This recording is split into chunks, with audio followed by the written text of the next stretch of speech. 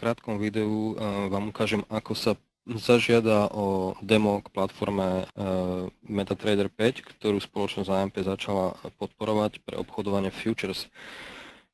Pokiaľ máte pred sebou túto stránku, ktorú mám ja, tak môžete vidieť, že uvedenú platformu si môžete downloadovať, lepšie povedané nainštalovať, a to na klasický počítač, na iPhone, Android a prípadne na webový browser. V tomto videu vám ukážem, ako si ju nainštalujete na klasický desktop počítač. To znamená, kliknite si na link na download, stiahne sa vám uvedený program, kliknete Run, čiže spustiť. Mali by ste mať na svojej obrazovke to, čo mám ja, to znamená potvrdíte, prečítate si uvedený text, potvrdíte, že súhlasíte s danými podmienkami, kliknete Next a daná platforma sa vám nainštaluje na váš počítač. To znamená, spustíte inštaláciu, potvrdíte Finish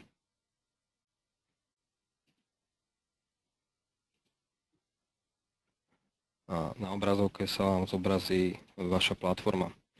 Toto je základné rozhranie, o tomto rozhraní si povieme neskôr v ďalších videách. To znamená, pokiaľ si kliknete na File, nájdete si okienko, kde máte Open Account, to znamená otvoriť účet. Zobrazí sa vám toto okno, v ktorom máte servere, to znamená, máte tam dve možnosti, jeden je na live a druhý je na demo. To znamená, momentálne sa bavíme o demo, tak si kliknete na demo, kliknete Next a otvorí sa vám ďalšie okno, v ktorom máte informácie ohľadom vašich prihlasovacích údajov. Momentálne nemáme existujúci účet, ale máme demo, to znamená, klikneme si nové demo, potvrdíme Next,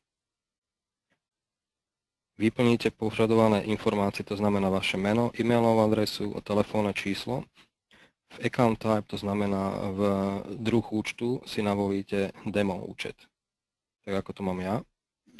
Potvrdíte, odsúhlasíte agreement, kliknete Next. Ako vidíte, tak vám bolo pridelené vaše prihlasovacie údaje, to znamená login, password. Pokiaľ budete chcieť nainštalovať túto platformu na iný počítač, odporúčam, aby ste si uvedené údaje odložili, pretože do platformy sa budete logovať automaticky. To znamená, klikneme na Finish a naše nastavenie máme hotové. Pokiaľ chcete zapamätať alebo chcete mať k dispozícii vaše prihlasovacie údaje, tak budete ich mať hneď v e-maili, ktorý ste dostali, to znamená, ktorý je označený ako New Account Registration. Pokiaľ sa na ňo kliknete, tak sa vám zobrazí okno, v ktorom máte vaše prihlasovacie údaje, ktoré budete môcť používať aj v budúcnosti.